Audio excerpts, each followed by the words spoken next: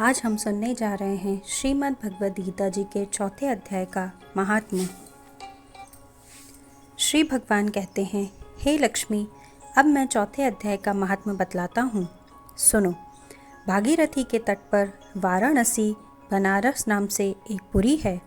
वहाँ विश्वनाथ जी के मंदिर में भरत नाम का एक योगनिष्ठ महात्मा रहते थे, जो प्रतिदिन आत्मचिंतन में तत्पर हो आदरपूर्वक गीता जी के चतुर्थ अध्याय का पाठ किया करते थे। उसके अभ्यास से उनका अंतःकरण निर्मल हो गया था। वे शीत उष्ण आदि द्वंद्वों से कभी व्यथित नहीं होते थे। एक समय की बात है, वे तपोधन नगर की सीमा में स्थित देवताओं का दर्शन करने की इच्छा से भ्रमण करते हुए नगर से बाहर निकल गए। वहाँ बेर के 2 वृक्ष थे। उन्हीं की जड़ में वे विश्राम करने लगे। एक वृक्ष की जड़ में उन्होंने अपना मस्तक रखा था और दूसरे वृक्ष के मूल में उनका एक पैर टिका हुआ था। थोड़ी देर बाद जब वे तपस्वी चले गए, तब एक बेर के वे दोनों वृक्ष 5-6 दिनों के भीतर ही सूख गए। उनमें पत्ते और डालियां भी नहीं रह गईं। तत्पश्चात वे दोनों वृक्ष कहीं ब्राह्मण के पवित्र गृह में 2 कन्याओं के रूप में उत्पन्न हुए। वे दोनों कन्याएं जब बढ़कर 7 वर्ष की हो गईं, तब एक दिन उन्होंने दूर देशों से घूमकर आते हुए भरत मुनि को देखा। उन्हें देखते ही वे दोनों उनके चरणों में पड़ गईं और मीठी वाणी में बोली, मुने, आपकी ही कृपा से हम दोनों का उद्धार हुआ है। हमने बेर की योनि त्याग कर मानव शरीर प्राप्त किया है। उनके इस प्रकार कहने पर मुनि को बड़ा विस्मय हुआ। उन्होंने पूछा, पुत्रियों, मैंने कब और किस साधन से तुम्हें मुक्त किया था?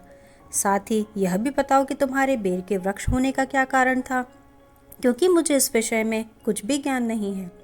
तब वे कन्याएं पहले उन्हें अपने बेर के हो जाने का कारण बतलाती हुई बोली, मुने, गोदावरी नदी के तट पर छिन्न पाप नाम का एक उत्तम तीर्थ है, जो मनुष्यों को पुण्य प्रदान करने वाला है।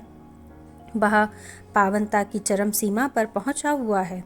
उस तीर्थ में सत्य तपा नाम एक तपस्वी बड़ी कठोर तपस्या कर रहे थे। वे ग्रीष्म ऋतु में प्रज्वलित अग्नियों के बीच में बैठते थे।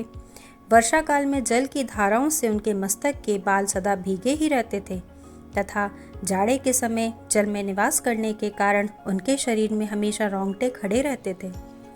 वे बाहर भीतर से सदा शुद्ध रहते, समय पर तपस्या करते तथा मन और इंद्रियों को संयम में रखते हुए परम शांति प्राप्त करके आत्मा में ही रमण करते थे। वे अपनी विद्वत्ता के द्वारा जैसे व्याख्यान करते थे, उसे सुनने के लिए साक्षात ब्रह्मा जी भी प्रतिदिन उनके पास उपस्थित होते और प्रश्न करते थे।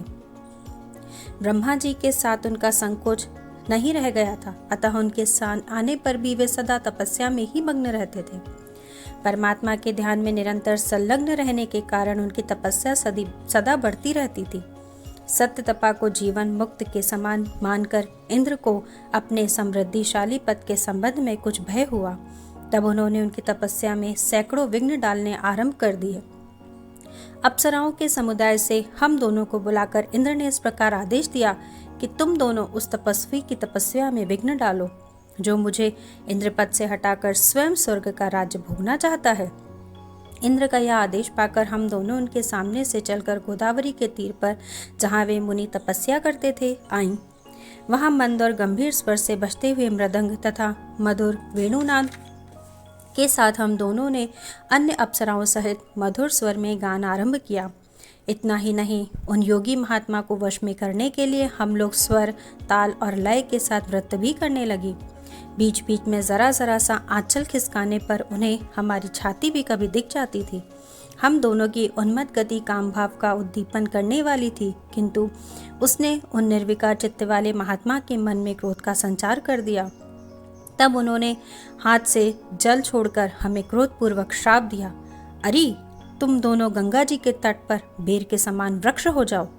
यह सुनकर हम लोगों ने बड़ी विनय के साथ कहा, महात्मन, हम दोनों पराधीन थीं, अतः हमारे द्वारा जो दुष्कर्म बन गया है उसे आप क्षमा करें। यो कहकर हमने मुनि को प्रसन्न तो कर दिया।